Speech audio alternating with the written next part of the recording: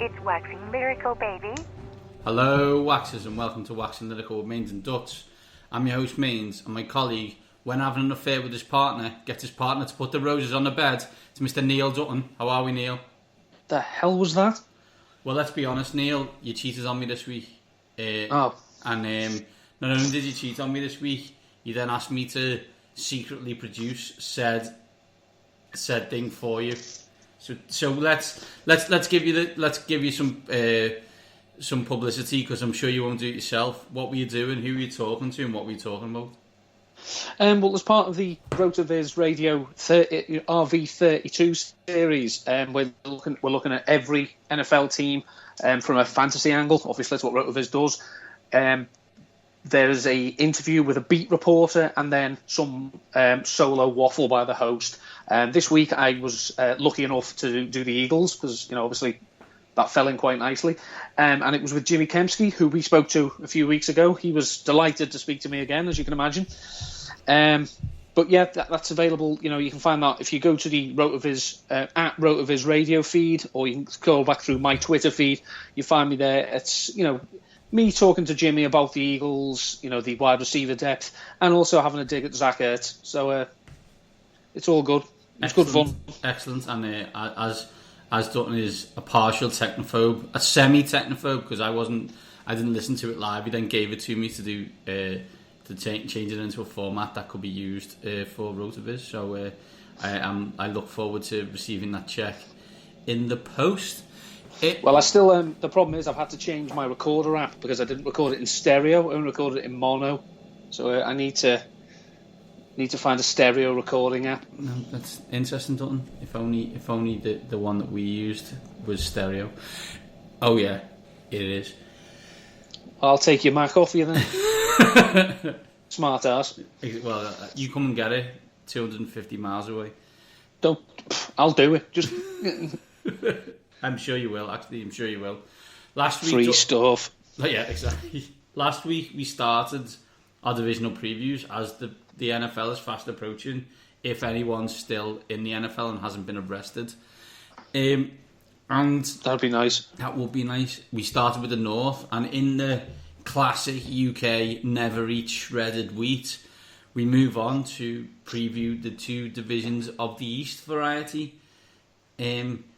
Hopefully a bit more fantasy relevant, and hopefully some better teams. As last week, there was a few duds, and there was an attack on us on our lack of love for Minnesota. But no offense, they're boring, so don't take it personally. Strictly business. Of course, it's never personal. Well, it is. Let's be honest. It is a little bit. So let's start with the AFC East on, and alphabetical orders as us talk about one of the three teams that isn't the team that everyone wants us to talk about, and that is the Buffalo Bills. The question, the one big thing: Neil Dutton, our boy, the Dutt Bomb. How did the new coaching staff turn an interesting offense into a winning team, Dutton? Well, obviously the Bills last year were ridiculously run heavy. I think they ran the ball the second most times in the NFL, and they passed it, I think, the 25th most. So they do need to be a little bit more varied. It's not the 1940s anymore. You can't just run the triple wing and hope for the best. Rick Dennison does come from the Kubiak Shanahan school of offense. So obviously they're still going to run the ball. There's no point throwing that out completely. But I think they're going to get a few more of their offensive weapons, presumably the tight end involved. Last year was the second least targets the main tight end on a Rick Dennison offense has ever had while he's been an offensive coordinator. I mean, you can argue that in Denver they didn't really have a tight end, but obviously now they've got Charles Clay. The problem with the Bills is they always seem to be next year's champions. Next year's breakout. They're always a year away. It doesn't help that they keep changing the defense between a 3-4 and a 4-3 without changing the pieces. Because obviously they've gone from Rex Ryan as a 3-4 guy. He took over from your guy, Pettin. Yeah, Mike Pettin took. He came in, and Pettin's D coordinator was a 4-3. It was Jim Schwartz, despite the fact Pettin's a 3-4 guy as well. But He ran with it, and they just keep changing. So obviously these players don't have any real continuity. It's a bugger of a division they play in, and it doesn't help that they seem to have taken some small lessons from another football team about how to piss off and alienate your quarterback. Well, you stole it, Dutton. I mean, we assumed that Tyrod Taylor's going to start, and mainly due to the fact that they sacked the GM, who kind of didn't want him to start. But is that really a short-term answer? And do they have this weird thing that they're going to play, Cardell Jones, or possibly even, draft darling Nathan Peterman? Well, Tyrod Taylor is the best man they've had. I mean, he did work with Dennison in Baltimore as well, while Dennison was quarterback coach, so there is a relationship there.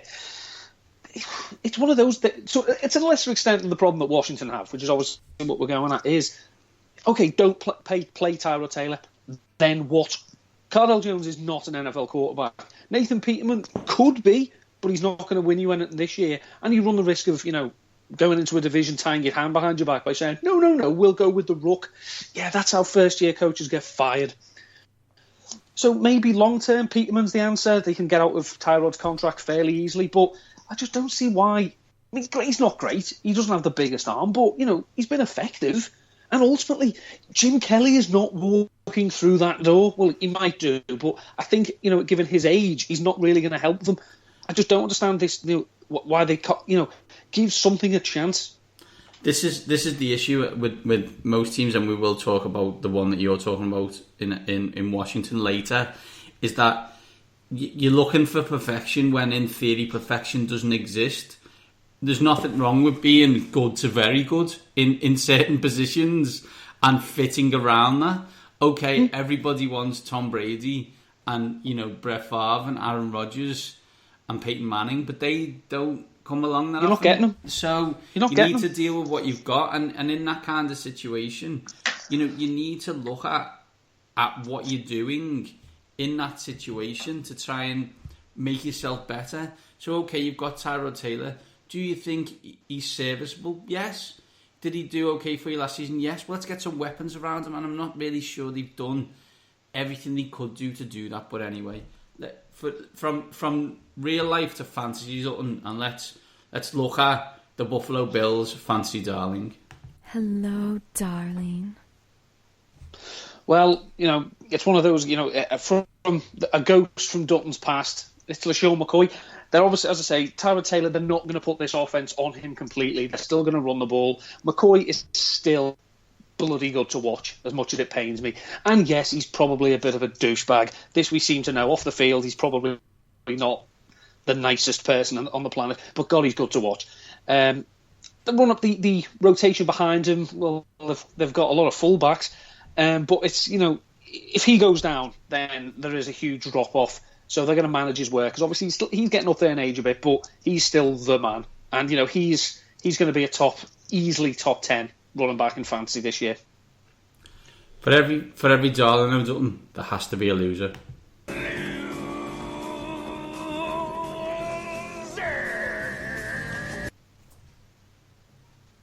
I am not on Team Watkins. Don't see wonderfully talented, great. Get on the field and stay there. He seems to have a problem with this. Now, I'm not saying it's his fault. Obviously, he has injured. I don't know whether it's the difference between playing hurt and playing injured. I don't know. All I know is there is a reason this team, as dysfunctional as it can be, has not picked up his fifth-year option, because they don't want to be on the hook for a player for an injury fee that they're probably going to have to pay. He needs a big year, because it's a contract year now for him. And the free agency class, we never ever see first-round wide receivers with this much ability hit the open market. We may do it this year, because if he goes balls out this year, I don't think the Bills are going to be able to afford to pay him. Especially, they're probably not going to afford to franchise him either. But he's not going to play 16 games, and for me, that's just a risk I'm not prepared to take in fantasy. It's one of them strange things, and as you said, when he's on the field, he's talented. I like him. He's a good player. But in a fantasy world, you've got to try and get these players on the field all the time. And he's not. And you look at, they probably tried to draft his replacement in Zay Jones. So you wonder if in one way, in a fancy world, you might have lightning in a bottle. Final year of his contract, trying to play for big money. Maybe he is good and you take a flyer, but when he came out, people were thinking draft him like, as your wide receiver 1. I just don't see that as a position anymore. You're talking late 2, but more likely 3. It's a flyer type concept rather than where you were originally, where you thought, we could be in business here for the longer term with Sammy Watkins. It's sad because I'm sure the Bills thought they had something, but it just hasn't really worked. No, don't trade up for a wide receiver. Well, yeah, unless you're Atlanta, which has worked out okay. Although they haven't won a Super Bowl, without they tried really hard. Dutton, over under from a betting standpoint is 6.5. There's home games against the Broncos, the Bucks, the Raiders, the Saints and the Colts. Interesting, Saints and Colts later on in the year. Colts, I think both in December. Road games against the Panthers, the Falcons, the Bengals, the Chargers and the Chiefs. Not simple, very difficult. As you will see with a lot of the AFC East teams, the schedule hasn't been favourable. It looks like on paper this year.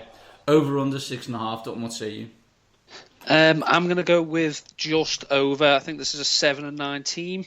That's a brutal run of fixtures, assuming everyone's as good as we think they are. They'll always have a chance in Buffalo, especially for teams not used to the cold. But that's an executioner's gallery. That.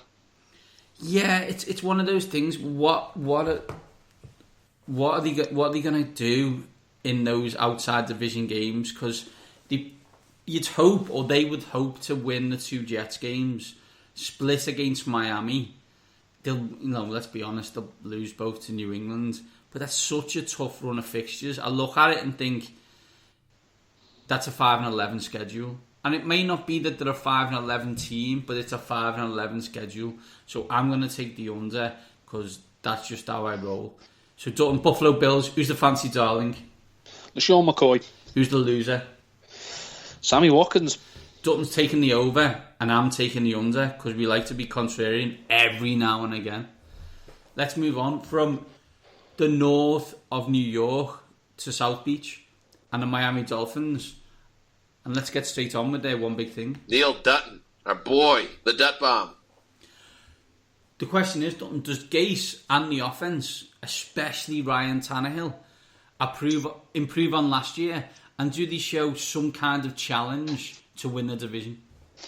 Well, the offense, they've made it blatantly clear that they don't feel that Ryan Tannehill is the best person to run the offense through, because all the moves they made, from when they started winning last year, is to go through the ground game and Jay Ajayi. So they don't feel that Ryan Tannehill, this is just my opinion, which I heartily respect.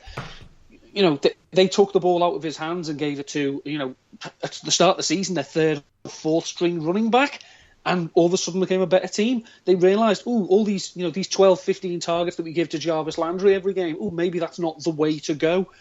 And they became a much better team for that. So Tannehill is not the answer. I wouldn't be surprised if they were starting to look at maybe, looking elsewhere. It's the offense goes as Jay Ajayi goes, and if he's fit and healthy, and can stay fit and healthy, then and they can repeat what they did last year, then this team can challenge. But the problem is, it's Miami, and they're more interested in winning the off season than they are winning in the season. And if their offensive staff are to be believed, my God, this is going to be the greatest show on turf times 5, because every single player is absolutely incredible. On paper, they're a decent team, Dutton, and the question, as always, with most of these teams is your quarterback going to help you or kill you? Last year, he helped to an extent around what he was given, as in Gase reins him in. That's Gase, the offensive coordinator.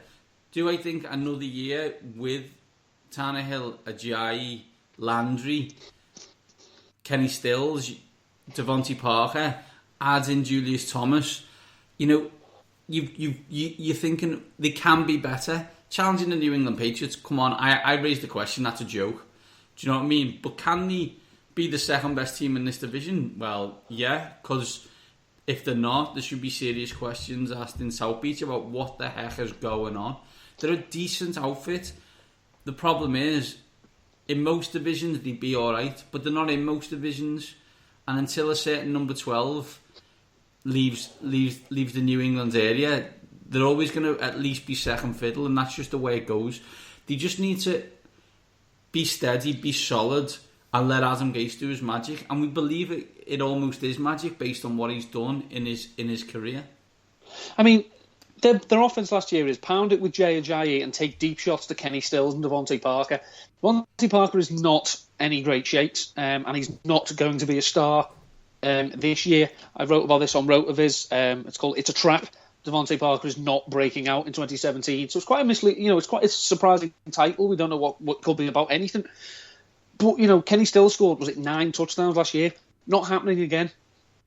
So it's not. They're not going to score lots of points. They're going to try and make the game shorter. They're going to ground it out, and they're going to try and hide Ryan Tannehill, which, to be honest, it was the first time they've been to the playoffs since Tannehill's been there by hiding him. So I think that tells you everything you need to know.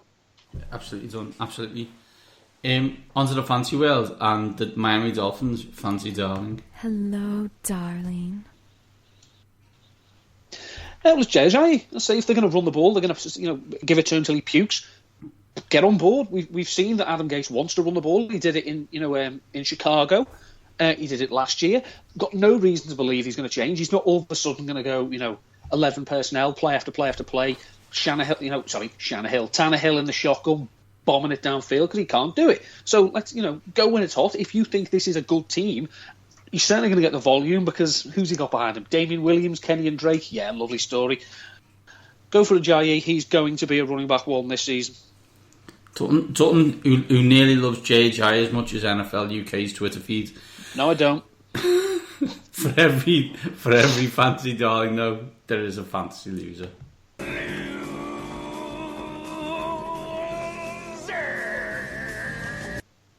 Devontae Parker.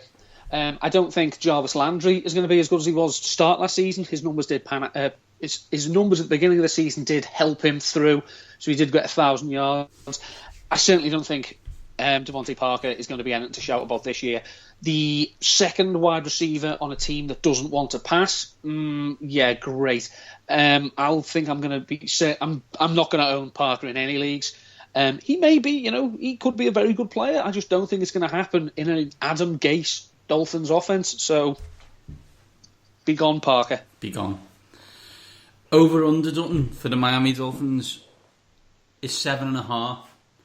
Home games against the Bucs, the Saints, the Titans, the Raiders, and the Broncos. Road games against the Chargers, the Falcons, the Ravens, the Panthers, and the Chiefs. The Chiefs is the only one of them in December, but it's Kansas City in December. That'd be cold. That'd be cold. Over under 7.5. What say you? I'm going to take the over because I think I have a lot of faith in Adam Gase. I think it's an improving defense. It's not a great offense to watch. I say offenses that hide the quarterback in the modern NFL generally aren't, but I think they can be effective. They've shown, with Laramie Tunsil at left tackle, they do have some pieces on the offensive line to help Jay Ajayi.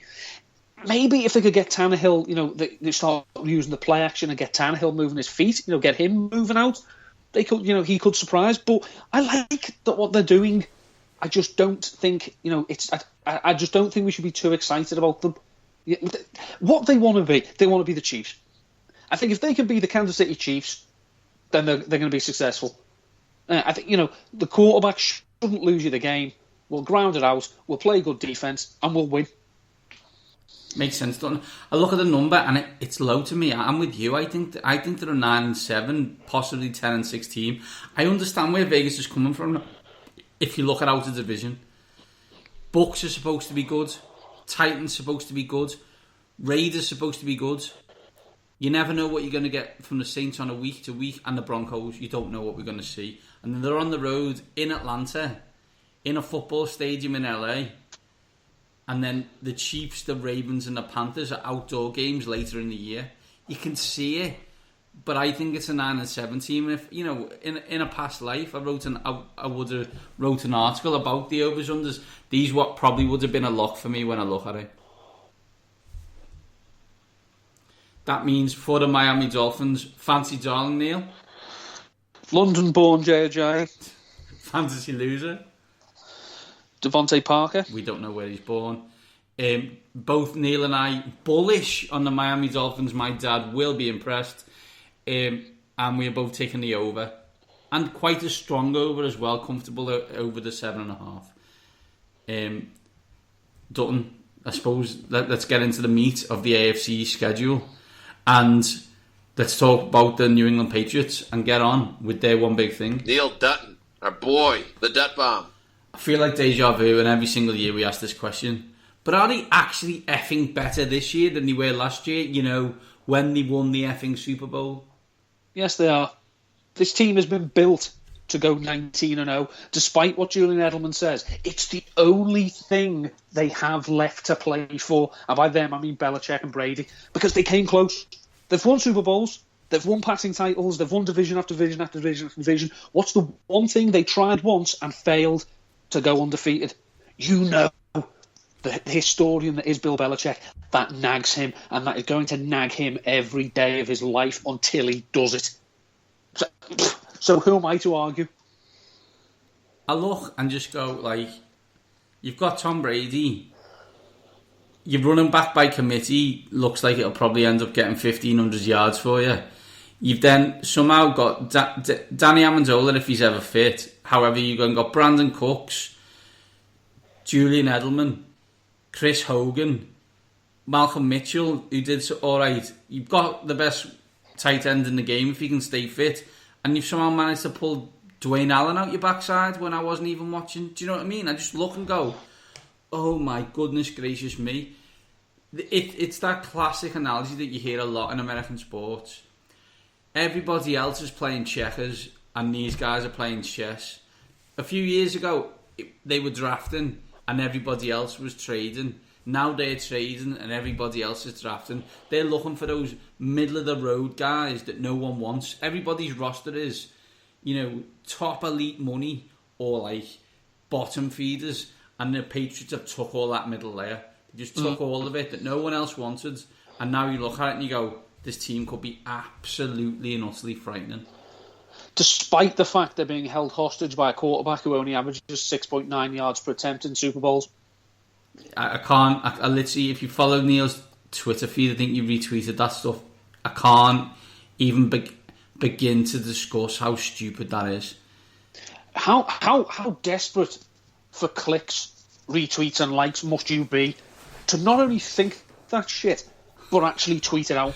I just think, like, unless you're a comedy, like, that's like not the Fat Sam Twitter account, you know what I mean? NFL memes, Twitter account, funny ones that you tweet, just to bait, like, people. But this guy, like, is serious. Do you know what I mean? I'm like, okay, we can say, oh, well, I don't know what he would have won without Bill Belichick, but I don't think we can deny he's, top 3 best quarterbacks ever. Someone did a reply to that and say, do you know Tom Brady is 0-61 in games that he finishes at least 1 point behind the other team? It's frightening, Zon. It's frightening. I mean, the fellow in question, I'm not going to name, has basically made a cottage industry out of slagging off Carson Wentz. I like Wentz, but I'm not going to, if you offered me Mariota or Wentz, I would take Marcus Mariota. But I like Wentz. I think he's got something about him. This person's now decided, I'm bored of Wentz. I know. I'll go after the real sacred cow of the NFL, Tom Brady. Congratulations, mate. You're an idiot. I'm terribly sorry, but there is thinking things, and then there's thinking them for reasons that aren't because that is what you believe. As the gangsters amongst us will know, dude, you played yourself. Yeah. There could be a bevy of them, but I'm looking for one, and that is, who can you tell me the New England Patriots fancy darling? Hello, darling. Well, Tom Brady is my QB4 going into the season, because why wouldn't he be? He was, he missed 4 games last season. Did you see where he finished? In all the categories at the end of it. There's no point in me even. I don't need to say anything else. Tom Brady is, this team goes as Tom Brady goes, but don't write off Rob Gronkowski as well. He's the only tight end who I would consider taking in the second round if that was at the end of the second round and he fell, because everyone else, as long as he's fit, he's an absolute monster. What was that stat you said? He's had more double-digit touchdown seasons than every other tight end in the Hall of Fame combined, or something? Yeah. So he's had more double-digit touchdown seasons than every other tight end in the Hall of Fame combined have had. Now that's just I put it in the group, and the question was asked, and rightfully so: is that scheme or is it talent? And I just said it's both. It's both. You know what I mean? It's both. It obviously those Hall of Fame tight ends would have got more touchdowns in this era of the NFL. Yeah. But Rob Gronkowski is a freak, and imagine what he'd do if he was fit. Because let's be honest, for the past 4 or 5 years, he's basically been injured all season and played or not played based on how bad his injury was. Yeah, I mean, by all accounts, when he was coming out of Arizona, he shouldn't be still playing now. He should have been 4 years and done because of back concerns. Well, he's still here. Yeah, and let's be brutally honest. And Tom Brady every season drinks his spinach juice and goes into Ra's al Ghul's Lazarus pit because he is going to live forever. Mm-hmm. This is a fun one for me because I'm interested. Because for every fantasy darling, there is a fantasy loser.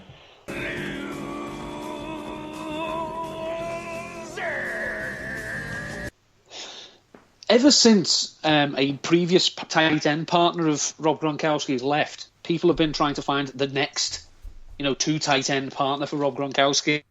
We've had, Scott Chandler. Martellus Bennett wasn't really a partner. He was more of a stand-in. And now they've got Dwayne Allen. Dwayne Allen's, one of these tight ends who can do both. He can block, he can catch. Yeah, he can. But he's also always injured. So, people come in and say, oh, look what Martellus Bennett did. Yes, that's because Gronk didn't play. That's why he got this volume. And I say he scored 7 touchdowns. 3 of them were in one game, and it was in September. So, don't give me this Martellus Bennett. I call Zach Ertz Mr. December. Martellus Bennett hates December because I think he's actually Santa Claus. He's too busy to catch the ball and score touchdowns in December because he's out delivering presents. So Dwayne Allen is of very little concern to me. He's going very, very late in draft for a reason. He's not going to be a big part of this offense. I like Dwayne Allen, but yeah, you're probably right. I think in everyone's praying for that 2 tight end thing, aren't they? I don't think it's going to happen again. In answer to your next question, over. Okay, so this is fun, right? Because for every year they get better, Vegas put an extra half point on. So the over-under this year is 12.5. Over. Okay, but I'm going to give you the schedule of. I don't need the schedule. No, but it's an interesting quirk of the schedule, right? So the home games are against the Chiefs, the Texans, the Panthers, the Falcons, and the Chargers, who they play all of before their first bye week in November, the first week of November. So they've loaded this, for weird reason, their schedule is front-loaded against non-division opponents at home. They've also got road games against the Saints, the Bucks, the Broncos, the Raiders, and the Steelers. Raiders is in Mexico as well. 2 interesting games. As I said, in this quirky schedule, though, if you're getting nervous on how they're doing about late November, 5 of their last 6 games are in division. 2 against Miami, 2 against Buffalo, and a final game against the Jets. I'm just giving you interesting facts so that you can then quickly tell me over. It's over. As I say, they won the Super Bowl that they shouldn't have done. They literally walked in, after the 28th point was scored, put on their black masks, got their swag bags and loaded the Vince Lombardi into it. They had no business winning it, but you can't tell that to the New England Patriots. So we should all hope they go 19-0 because maybe the 2 of them will piss off and give the rest of us a chance. You've got to find 3 losses, right? That's your job. Your job is to find 3 losses. Well, your job is to find 4 losses for the under. The Saints. The Raiders in Mexico, maybe. The Saints will be a fun game to watch, but they ain't getting beat by them. Bucks will be interesting. Broncos. Sorry, why are we still playing the Broncos again? Like, Peyton Manning's left. You don't need to play the Broncos anymore. The Raiders maybe, and Steelers. Well, we know the Steelers get on against New England when they beat Brady and Belichick. This time it'll be the first time. Do they lose any home games? Probably not. Are they going to lose any of the division games? Maybe one. No. It's 14-2, isn't it? 15-1, and as you said, the push is for 16-0. So can they do it? Mm-hmm. Or I don't know. Do I think they got a chance? Yeah, I do, because they're better than last year, and they did it then. On the Patriots then, fancy darling. Tom Brady and Rob Gronkowski. Fancy loser. RoboCop, Dwayne Allen. And not surprisingly, we've both taken the over. So in a classic line, from the sublime to the ridiculous, ladies and gentlemen, the New York Jets. Let's get on with their one big thing. Neil Dutton, our boy, the Dutt Bomb. So I looked at the roster, Dutton, and then looked again because I didn't know any of the names. Then got Wikipedia up and tried to work out if I actually knew any of these players. Then Googled some more to see if I knew any more. But the question I have is, let's be honest, they're in full tank mode. And I don't mean like something you fire stuff out of. I mean really trying to go in the tank so they lose. Please don't explain your own jokes. Thanks. My question is, how many of these players are on the Jets offense long term? Well, it's absolutely horrific. I mean, when the best quarterback option you've got is Josh McCown, who would have been a great military commander because he would have been, you've seen We Were Soldiers, haven't you? Yes. And Mel Gibson, before he became, embroiled in loving Nazi memorabilia and whatnot, said, that he will be the first man off the chopper and he will be the last man on it. That's Josh McCown. Because he's had so many injuries because he's put himself in harm's way. He's also 38. And his record over the past 3 seasons is 2-20. And 20. Mm-hmm. Statcase, and friend of the show, Mark Sessley. And I'll be honest, he was on more talented rosters than he's on now when he compiled those stats. Long term, I mean, Robbie Anderson showed flashes last year, but he's an idiot and got into a fight at a concert. I like Quincy Enunwa because Quincy, was one of my favourite shows when I was in uni, so I always have a soft spot with anyone with that name. I like Bilal Powell. Defence, their defence is their strength, but it ain't that strong. So I honestly don't know. I mean, from a redemption point of view, could Austin Seferian-Jenkins finally fulfil the prophecy? I don't know. This team's horrific, and it's going to be an absolute car wreck to watch. This in the NBA, they've had an issue with teams being deliberately bad, and a question is always raised on should fans be made to pay full whack when their team has no chance of winning games or choosing to lose. I look at this team and think that is this team deliberately trying to lose, and therefore should the fans have to watch it? We can talk about Josh McCown all we want. Christian Achenberg is starting 8+ games this year. It's horrific, but it's happening because Josh McCown ain't playing because he's probably either going to be benched or dead. Do you know these are the only 2 things? I love Matt Forte. Don't do it to yourself, Matt. You don't need this. You don't need the money. Why is he still on the roster? I don't know. I don't know. He shipped Marshall, Decker.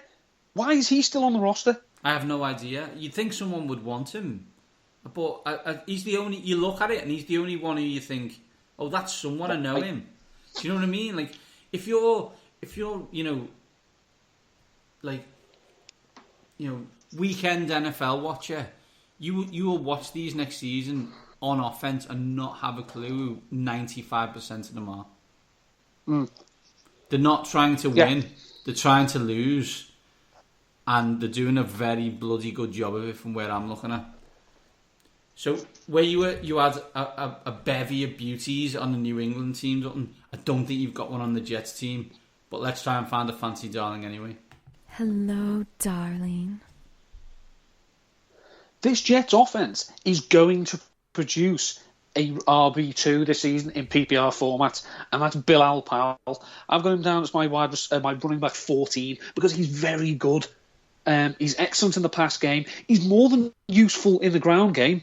And I just think people are saying, they want to use Matt Forte as a workhorse. He's 30 in a crap team. You don't make that running back your workhorse. So if you're going to do anything resembling workhorse with someone in that backfield, it should be Bilal Powell. For every darling, though, Dutton, there has to be a loser.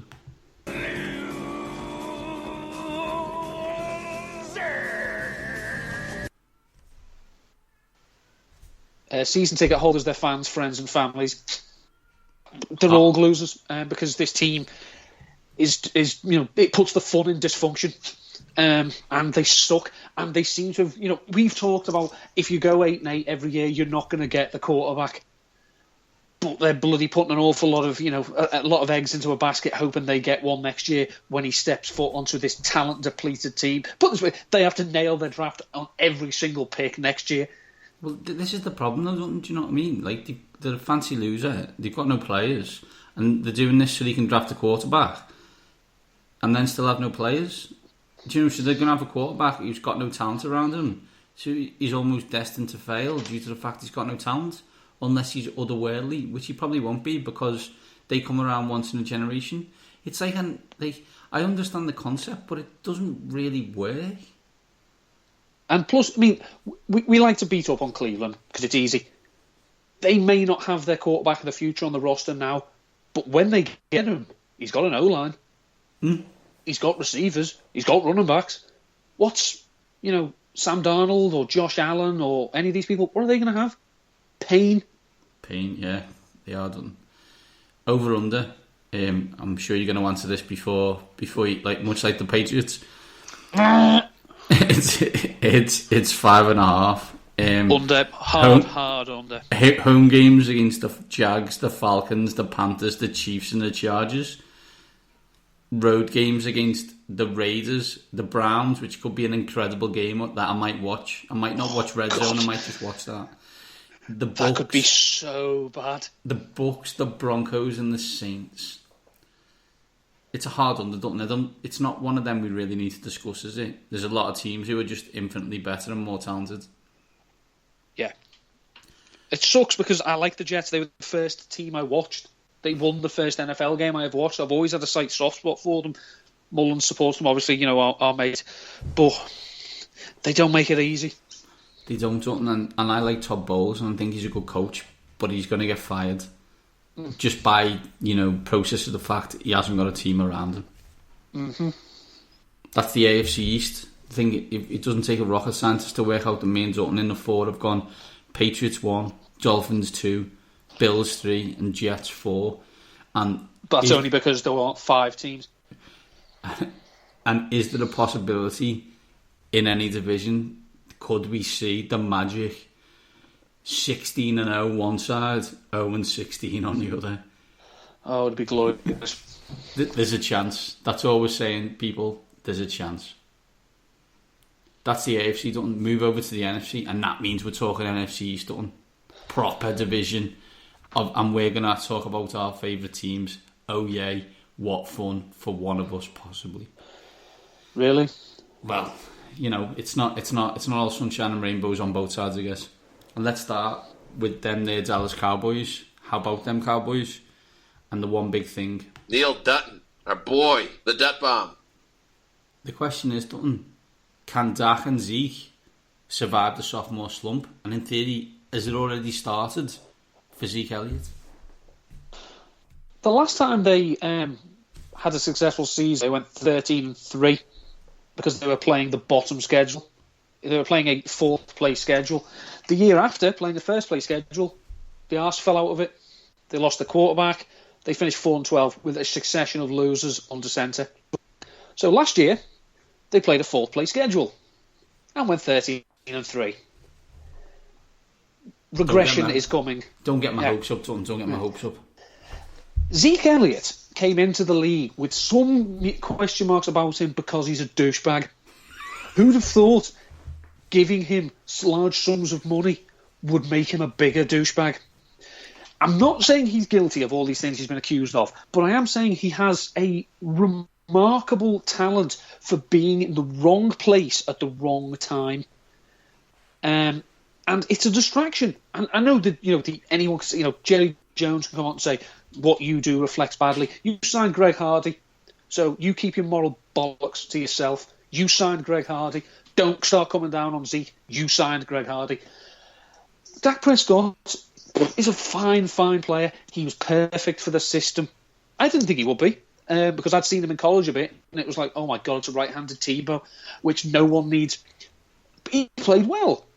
They've lost an awful lot of pieces on an already depleted defence. So are they going to win 13 games? No. Are they still going to be one of the best teams in the NFC? Yeah, they are, because their offence knows their own game. If Zeke can get a hold of himself and stop being a dickhead. I think there's two things you've nailed there, John. Last year was a perfect storm on that offence in terms of having two rookies that played really well, but they are both talented, and if they can keep their head straight, then they'll be fine. And that offensive line isn't going anywhere, and therefore they might not even need Elliott because people can run behind that line.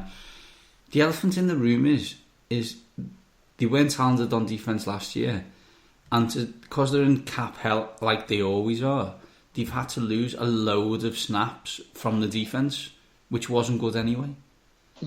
Are they and they've got a lot of players suspended as well, because that's what Cowboys rookies do. They're not a 13-3 team anymore. What they are, I don't know. They are going to regress to the mean. How far the regression? More than America will have you think, is what we say. Because for every American loving Cowboys lover, there's me and you in reality world. I mean, their defence has been fantastically well coached. Rod Marinelli is a sorcerer. So basically what they have to do is they have to go on these long drives, drain the clock, and basically keep their defence fresh because it wasn't talented. Well, here's what you want to do if you win the toss against the Cowboys. Don't defer. Yeah, score first. Make them catch you up. They're not built to do it. I mean, we saw their offence can move. It can catch fire. It catches fire when they're ahead and other teams have to press. Make them press. I mean, it goes back. I know it's a different team, different situations.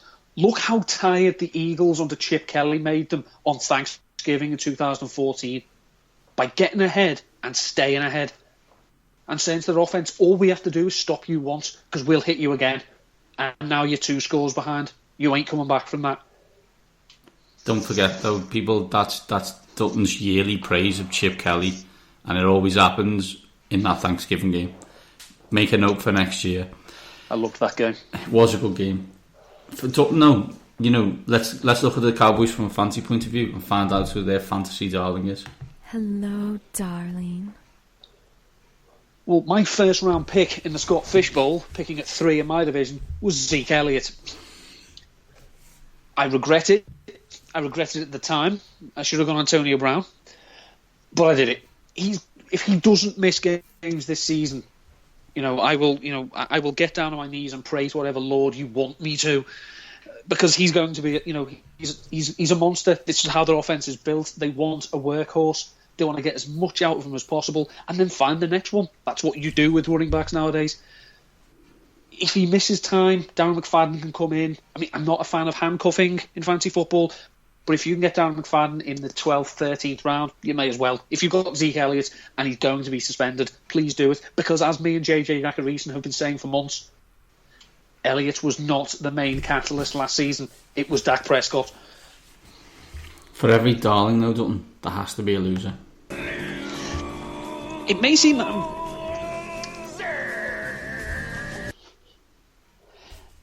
I constantly step over drops, and it may seem that I have a slight downer on big name wide receivers, but Des Bryant doesn't really fit this offense. You look what he did last year. He scored lots of touchdowns. He got 8. Very good. Well done, Des. Des Bryant for the last season and a half has caught roughly 48% of passes thrown his way. He's great in the red zone.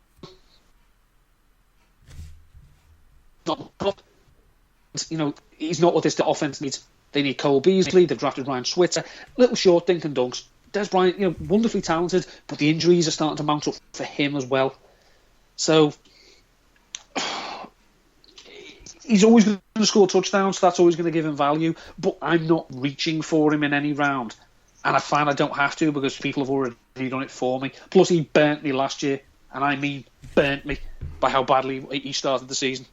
And yeah, I do hold grudges. Yeah, and believe you and me, people, he does. He holds grudges so badly that every now and again he'll just dive on a drop because he doesn't like, because I did something wrong from 10 years ago. I'm like one of those people, people say, I'll forgive, but I'll never forget. I'm the other way. I forget, but I'll never forgive. I know you've done something to piss me off, but I can't remember what it was. So, as I can't remember what it was, I don't know if you've redeemed yourself, so, no. Over-under for the Dallas Cowboys, don't there's 9.5. Home games against the Rams, the Packers, the Chiefs, the Chargers and the Seahawks. Road games against the Broncos, the Cardinals, the 49ers, the Falcons and the Raiders. And that's where you're talking about that top schedule coming in. They've got to play the Packers, they've got to play the Seahawks, they've got to play the Falcons and they've got to play the Raiders.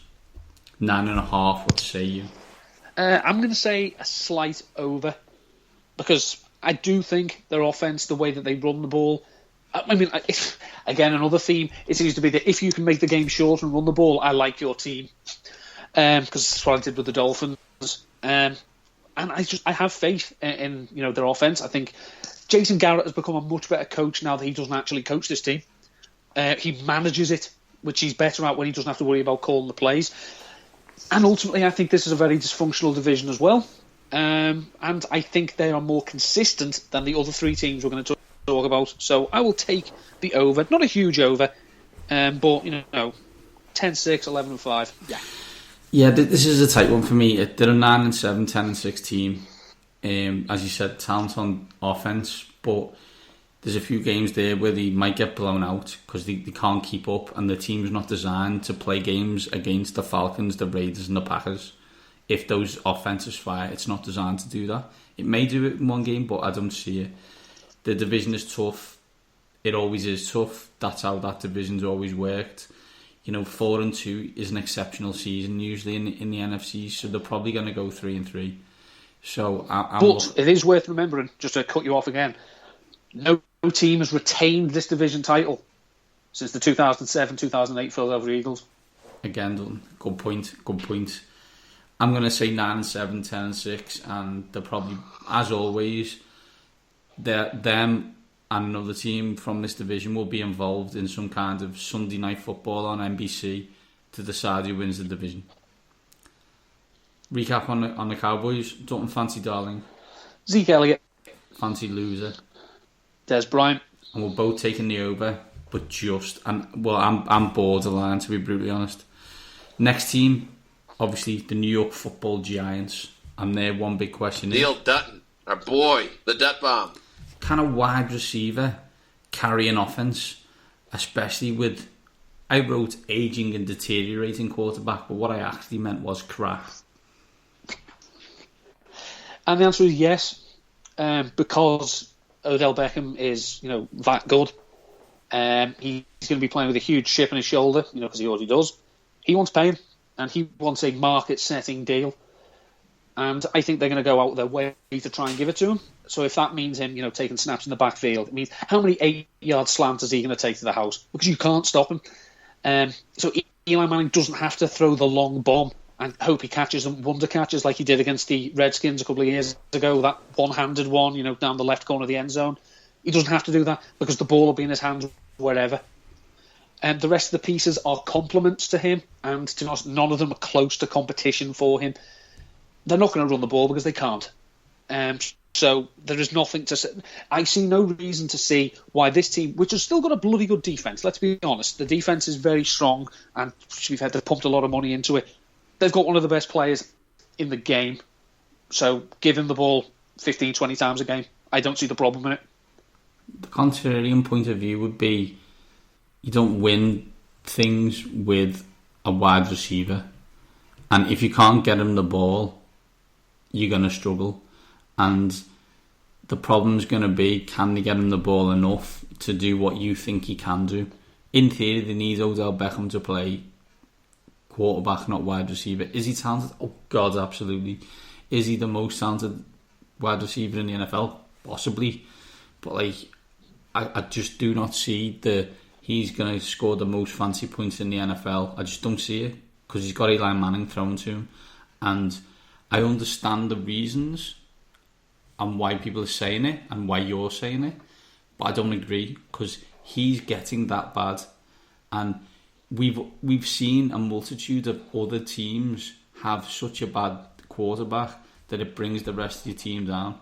You know, in a weird way, you know, the Skins had all that talent and Robert Griffin, and then had all that talent and Kirk Cousins, and they went from not being able to score 10 points to scoring 25 a game, because that's what a quarterback can do, go that way backwards or that way forwards. And I have a feeling Manning is going to drag them down. Well, you know, ultimately, this is one of those teams that I'd be ecstatic if I'm wrong about. Of course. Because if they go into if they're 0-4 and, you know, Odell and Brandon Marshall are scrapping in the locker room, and, you know, Eli's been sacked 15 times in 4 games, why am I sad? Exactly, Dutton, exactly. I know it's a no-brainer, Dutton, but let's talk about him a little bit more. Fancy darling. Hello, darling. Odell Beckham, my wide receiver 1. He's going to get force-fed the ball.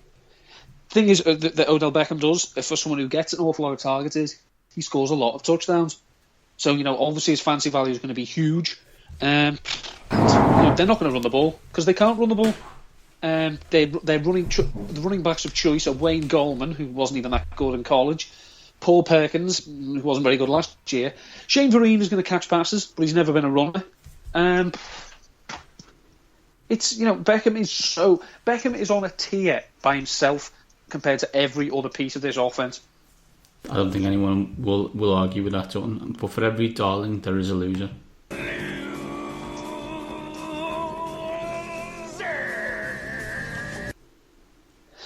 I'm not a big fan of Sterling Shepard, because, again, most of his production last year, he scored 8 touchdowns, but he didn't actually do an awful lot.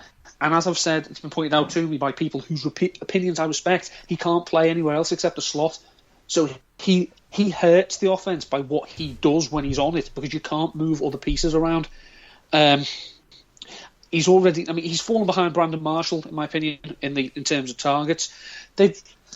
In wonderful Giant style, they draft in one of the deepest tight end classes for years. They draft the one tight end who can't block, and then say they're going to play him as a blocker. Well, bravo. So if Evan Ingram's on the field, he's a wide receiver, and he's not going to be able to block. So I would hope that they will find that out very quickly and just get him to do what he can do, which is catch the ball, and that's just going to impact on Shepard even more. Over under, Dutton, is 8.5. Home games: Lions, Chargers, Seahawks, Rams and Chiefs. Road games against the Bucks, the Broncos, the 49ers, the Raiders and the Cardinals. Over under 8.5. What say you? I'm going to go under. I think that this could be a 7-9 team. It could be even worse, because they were very, very lucky last year in a lot of games. They were like the anti-Detroit Lions, who one of their victories was actually against the Lions. I think they will score points, but I think they will find themselves against better defenses than they played. And if it gets into a slugfest, I just don't think they've got I don't think they've got the horses for that fight. So they'll win a few games. They'll win games in division, as you know. They always lose at the link. They can't. For some reason, as much as the Eagles can't seem to get past the Redskins since 2014. Since 2014, the Giants since 2010, the Giants coming to Philadelphia is not good news for the Giants. So 8.5 is a little too high for my liking. They're an 8-8 team for me. They're a middling team, and there's going to be a lot of calls for them to have a new quarterback. And what are they going to do about the quarterback situation by mid-November? They could do something at the end of the season, because I think there will be a quarterback available who's familiar with this division. We're not quite got to them yet, but thanks. If they're paying Odell Beckham, I don't think they'll be playing that guy $30 million a year. But anyway, Raiders, Cards, Seahawks, Chargers, Bucks, tough games, 8-8. This division is one of those divisions, though. You know, if someone said they were all 8-8 or 1-7-9, 2-8-8, and 9-7, I'd be like, yeah, okay, that makes sense. That's what these kinds of teams are to me. And as we said, you know, they never win in Philadelphia, but they always beat us twice. They always beat Dallas once. Do you know what I mean? It's the teams like play each other in this kind of random concept. So, New York Football Giants, don't fancy darling. Odell Beckham Jr. Fancy loser. Sterling Shepard.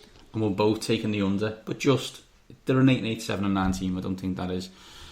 Here we are on an Eagles podcast. Let's finally get on to the Philadelphia Eagles and what their question is. Neil Dutton, our boy, the Dutt Bomb. Can this offense be above average this season, Dutton? Because in theory, whether, you know, rookie quarterback, whatever, the offense really did hold back the defense towards the end of the season. The offense did as good a job as it could with the pieces that had on it. I mean, as everyone wants to go, I mean, Carson Wentz was up and down. He still threw for a lot of yards. He only threw 16 touchdowns, which used to be acceptable in a 16-game season. It don't fly now. But let's consider what his receiving core was, shall we? Jordan Matthews, Nelson Aguilar, Dorial Green-Beckham, Bryce Treggs, Paul Turner. Now, his receiving core is Alshon Jeffrey, Torrey Smith, Jordan Matthews, still got Nelson Aguilar, Mac Hollins, and potentially, if he can just remember to catch the ball, Shelton Gibson. That is a much better receiving core on paper straight away. No, the Eagles can't throw the ball as many times as they did. 607 times, I think, it was the second most rookie pass attempts for a quarterback in NFL history, behind Andrew Luck, and that was only 5 years ago. Is he the best quarterback in the game? No. He has faulty mechanics, but he has the ability at times, when he's on form, he can work through the mechanics so they don't hinder him, whereas Blake Bortles' mechanics cripple him. I mean, there's still some, he's throwing the ball from by his knees, but all of a sudden he's threaded it into a gap that he had no business putting the ball in, and someone's made a catch. I've seen it. It happened, and it wasn't in the first 3 weeks of the season. The offense needs to run the ball. They need to run the ball better. The good thing about last season, and this is quite underappreciated, is Doug Peterson went for it on fourth down more than any other coach in the NFL. And according to the analytics people at the Eagles who spoke to him about it, and I met Jimmy Kemsky mentioned this to me on the podcast we talked about before, they told him there were times he should have gone that he didn't. So he's gutsy, he's ballsy.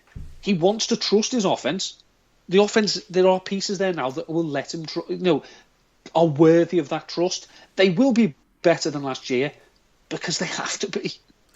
They do have to be done. However, I think there's a gap between being better than last year and, correct me if I'm wrong, quote unquote, from the head coach of this team, the 97 Green Bay Packers.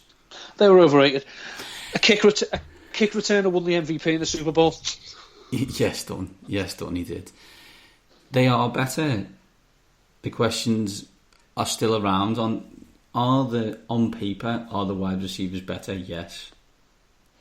Questions, however, Alshon Jeffrey, is he fit?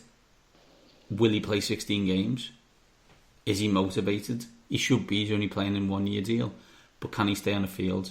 Torrey Smith, how far can Carson Wentz throw it, Dutton? Can he throw that? He's got an arm. Can he throw that OPI ball that Torrey Smith loves so much? Because that's the ball that Torrey Smith needs. He doesn't catch. He gets offensive pass interference.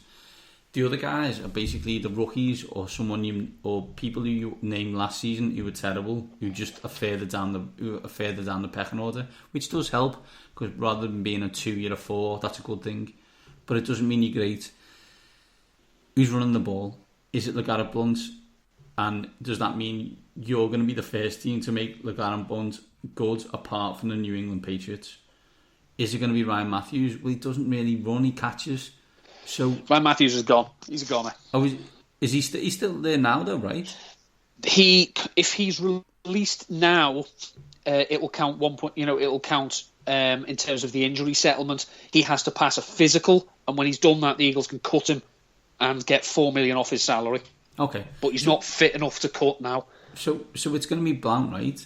And no one's ever seen Blount be good apart from in New England, so that's a gamble. Should they be better? Absolutely. Are they going to be tremendously better? I'm not so sure, but that's just me. I need them to be not great because it helps my team. But serious question, though, Dutton, for the Philadelphia Eagles, your Philadelphia Eagles, in theory, the podcast Philadelphia Eagles, who's your fancy darling? Hello, darling. We always talk about the difficulties quarterbacks have when they go from system to system, head coach to head coach, offensive coordinator to offensive coordinator. It's not quite talked about as much when a player, an outfield player, receiver, has to go from quarterback to quarterback to quarterback to quarterback. That's what Zach Ertz has had to do. In his rookie season, the starting quarterback to start the season was Mike Vick. 2014, it was Nick Foles. 2015, it was Sam Bradford. 2016, 20 seconds before the season started, it was Carson Wentz. He hasn't had a chance to build and maintain a rapport with any of these quarterbacks. Now he actually has. Now, Zach Ertz, as I said, he is Mr. December. He starts playing in week 13. But I think this year, with this, he's got all these other weapons. He doesn't have to be the guy, but I think he will be because, he's got everything you want in a tight end. I mean, I'd like him to score a few more touchdowns, but that's just me being selfish. So I think he could. I think of the Eagles skill players, he's the one I have projected to finish highest in the position he plays in.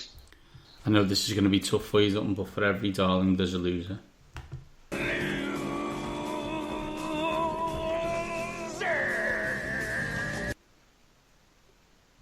Well, I think Torrey Smith isn't going to get an awful lot of production. I think he's going to get the hidden yards, as you say, the OPI yards. I just think the offense is, I've said Carson Wentz has got an arm. He has. But I think they're not going to want to use it that often. So I think he's not going to get as much volume as he did back in Baltimore, as I say. I mean, you've got Alshon Jeffrey, you can go up the contested balls, launch it up there. You've got Jordan Matthews and Zach Ertz underneath. Something else I did speak to Jimmy Kempski about, you've still got Darren Sproles and Donnell Pumphrey now in the pass game as well. There's a lot of faceted pieces in this offense. Torrey Smith's a bit of a one-trick pony, so I won't be having any of them. But I hope he does well, and I'd like to see him flash, because by all accounts as well, and I don't follow a lot of players, in fact I don't follow any players, he seems a bloody nice bloke and does deserve to do well. Over-under, Dutton, is 8.5 for your Philadelphia Eagles. Home games against the Cardinals, the 49ers, the Broncos, the Bears, and the Raiders on Christmas Day. Enjoy that, Kate. Road games against the Chiefs, the Chargers, the Panthers, the Seahawks, and the Rams, which, if we take the Rams out, is a pretty murderous row, if you don't mind me saying. 8.5, Dutton, what say you? It's a push. I think this team has improved, but they were pretty middle of the road last year. I think the defense could be epic, and I will say that because I just think some of the pieces, secondary still isn't great, but I think the pieces they have on the pass rush, you don't have to have great cornerbacks. They just, because the pass rush should get there without Jim Schwartz having to blitz. Fletcher Cox, Tim Jernigan, as he wants to be known. And now you don't have to have Vinnie Curry starting, because you can have Derek Barnett, you can have Chris Long, you can have Stephen Means Business.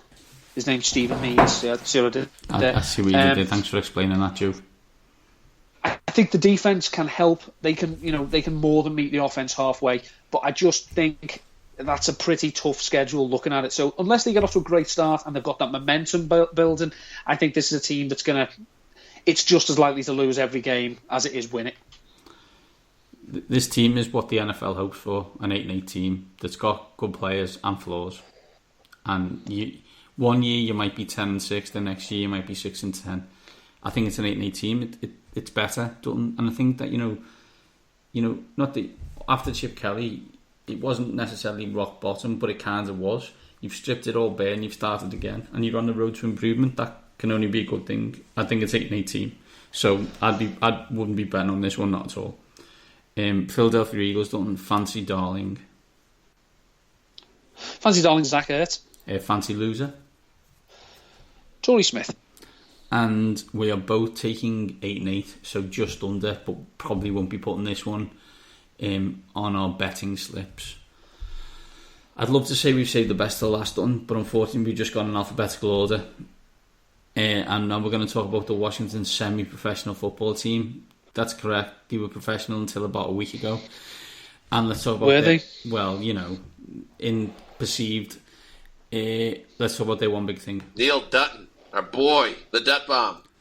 Do the losses on offense Dutton turn this playoff contender into the same old Washington semi-professional football team?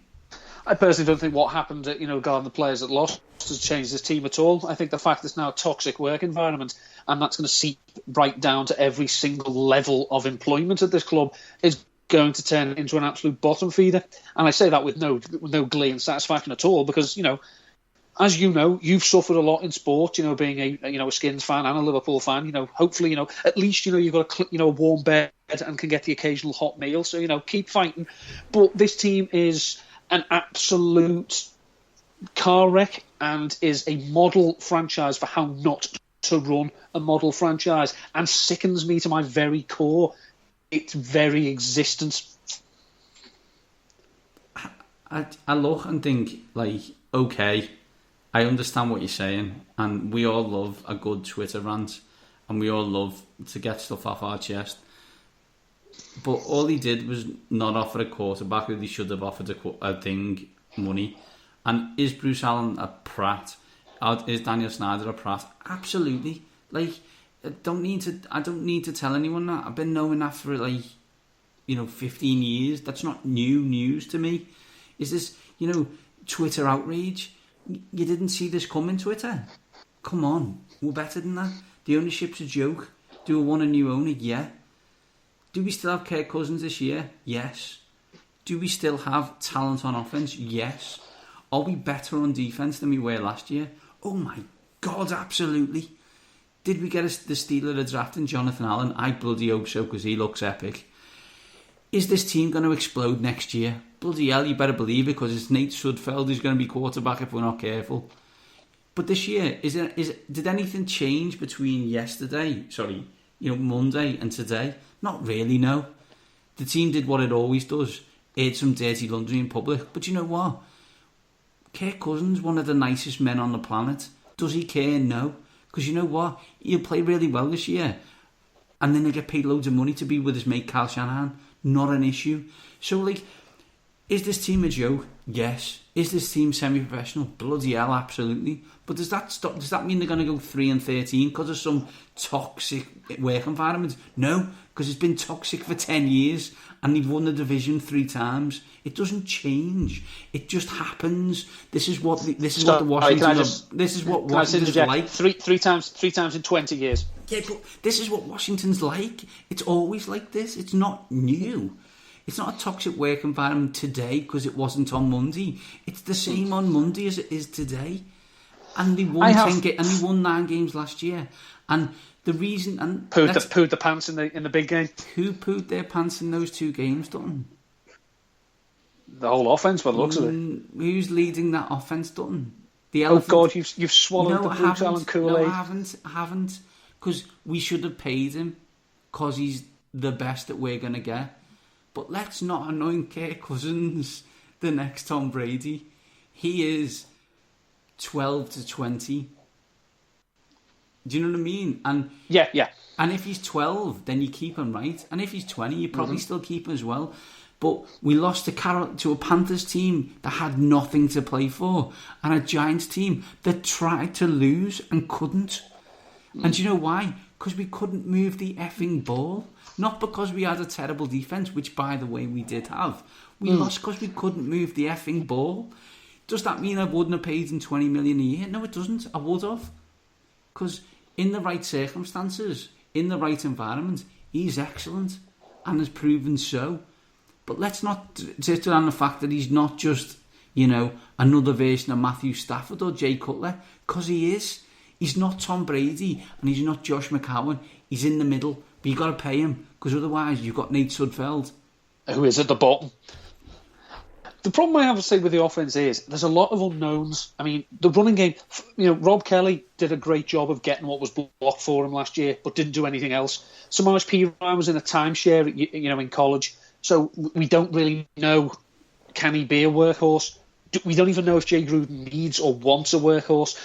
Terrell Pryor was the best of an awful bunch in Cleveland, but has still only been a wide receiver for 2 minutes. Josh Doxson hasn't shown us anything, so we don't know. Jamison Crowder is an excellent slot receiver. Can he handle a load of being the main option? We don't know. Jordan Reed, the real elephant in the room, is one hit away from being done. I mean, I noticed today, just as we're recording, the Panthers have released Michael Orr, another concussion victim. Well, he's probably done now. Jordan Reed should take note, because he's had at least 6 that he will own up to. He's one knee to the head to being done. And he's the most dynamic playmaker on the Redskins offense. So for me, there's a lot of questions. And also as well, it was Sean McVay calling the plays the last 2 years. Jay Gruden's going back to doing it now, so there are differences. So there's a lot of questions about this team. And, I just don't know. I mean, talks of work, all jokes aside, yeah, horrible place to work. Anyone who's due a contract, which to be honest, I don't think you've got that many. I think there's just Kirk Cousins. Everyone else will be fine. But they will be thinking, I don't want to get too good because, I really don't want, this fella giving out my phone number and my address on Twitter, which he probably will.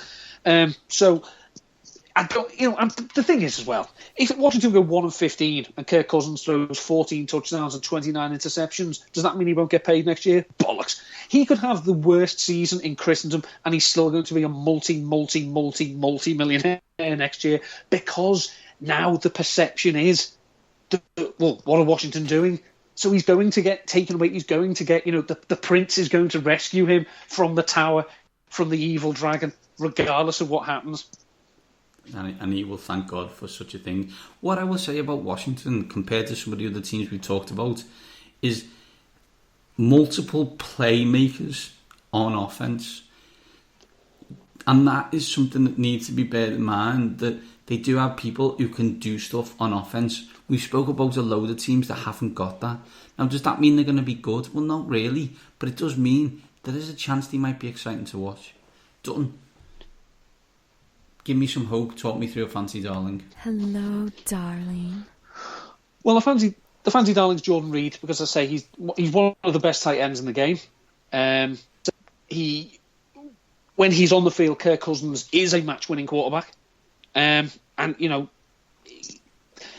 I don't like building in injury guarantees into my projections, so I haven't. I have to assume he's going to play all 16 games. He won't, but I have to assume he's going to. So he is a top 5 tight end for me. And for every darling, there is a loser.